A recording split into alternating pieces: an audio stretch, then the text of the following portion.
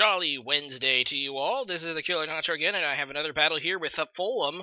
And this time we're doing Underused, and he's actually going to use a theme team.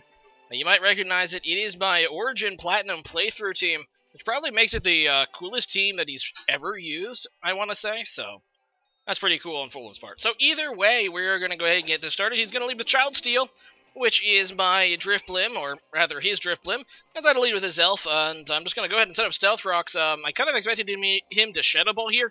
He ends up going for the Will-O-Wisp, which he said was a misclick, but it's actually kind of good for him, since it is actually a physical as Elf, and yeah, I do carry the Focus Sash, so that's going to actually hurt me in my, capability to hurt him.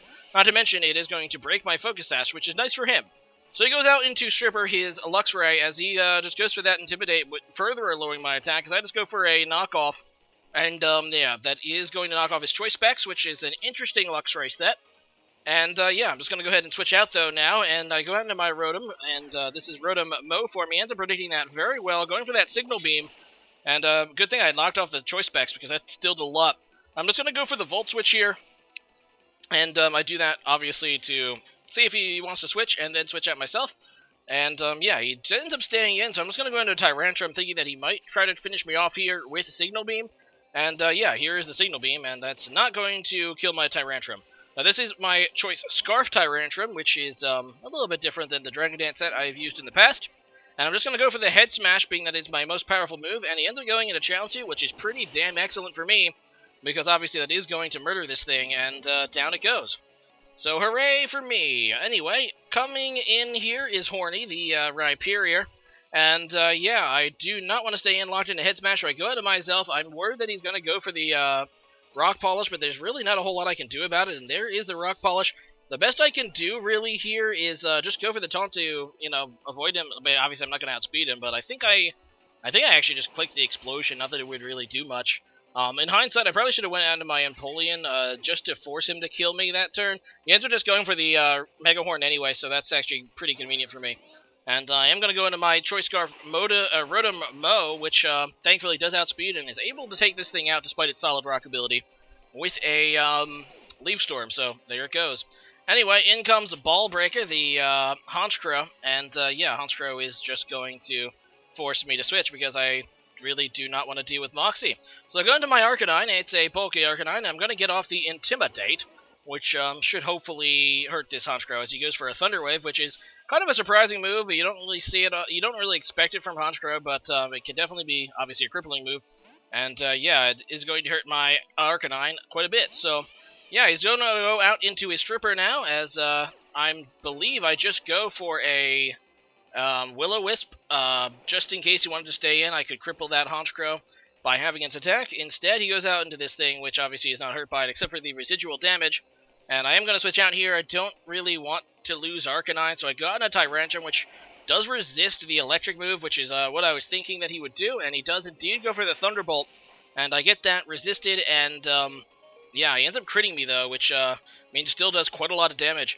I'm just going to go for the Dragon Claw now, as it hits all of his team pretty much neutrally, and he's going to be able to take down the Luxray, so that's pretty cool. In comes the Honchkrow again, and I really don't want to take a Sucker Punch, so I'm going to go back out into Arcanine. Even if he does go for a Brave Bird, as I said, I am physically bulky, and I do have the Intimidate, so I'm pretty confident that I can take a Brave Bird from this thing fairly nicely. So, yeah, he does go for that Brave Bird, and as you can see, bulky Arcanine does take this really well, as, yeah, I'm looking pretty nice here against this Honchkrow. I don't know if his set is a full-on attacker. I mean, it's remains to be seen, but I did take that very well. I just go for the Extreme Speed now, mainly because he can't Sucker Punch Extreme Speed, being that Extreme Speed has a higher priority than Sucker Punch, causing it to fail. He's just going to go for the Taunt, so that means I can't heal or do Will-O-Wisp, but that's fine. I end up getting paralyzed that turn. It's a minor inconvenience. He's going to be able to get off one additional Brave Bird against me, and that's about it, as his Honchkrow does go down now. So, yeah. Doing pretty nice is this Arcanine. In comes this thing, the Golduck, which is kind of a Pokemon that, if you're watching my Origin Platinum playthrough, early on it really didn't do much, but it definitely has been clutch of late. But yeah, I'm just going to go into Tyrantrum. Basically, as death fodder, I don't know what this thing's going to really do. It has quite a versatile moveset, so I decide just to sack off my Tyrantrum. He just goes for a Focus Blast, and it does kill me, but yeah. Anyway, in comes my Rotom, and I'm just going to go for a Volt Switch. Didn't really expect him to stay in. Then again, he only has, I believe, Infernape left, aside from this Golduck. So, yeah, just going to go into my Venomoth.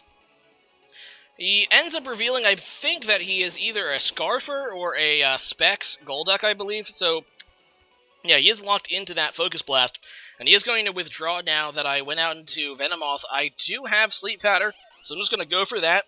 With Tinted Lens, obviously, that is going to improve its accuracy. So, I'm able to put this thing to sleep. Now, I probably should have just went for the Psychic here, but I decided instead to go, just in case that Golduck could live a switch-in of a Stealth Rock hit, so I decided to go for a Quiver Dance to get faster. Now, as you can see, though, he's actually going to get lucky and get the first turn Wake here and outspeed me, being it's a Choice Scarf Infernape. I definitely wasn't expecting that. I really don't see Choice Scarf Infernape very much, ever. Mainly because it's already pretty fast, but definitely caught me by surprise here. Able to outspeed my Venomoth before I'm able to kill it with Psychic, which means, yeah, that's not great. Although I can go back into Arcanine now, get off the Intimidate, and after that, I'm pretty sure I can take this. Like I said, I am physically bulky, and he is going to switch out into Golduck. But instead of going for the Extreme Speed right off the bat, I decided to go for the Morning Sun, which ends up being a great play, because it allows me to get back to full HP. And just to clinch the win, I am going to try to switch out Arcanine here. Basically death foddering something to see what he'd lock himself into. Not that it really matters. But I wanted to get the second Intimidate off. I don't want to really risk, you know, getting Parahacks to death, because that is literally the worst thing. I kind of suspect he's going to go for a close combat. I go into my Empoleon anyway. Like I said, just to death father it so I can get the Intimidate. It'll increase my odds of winning, because I just didn't want to risk a bunch of Parahacks in a row costing me the match.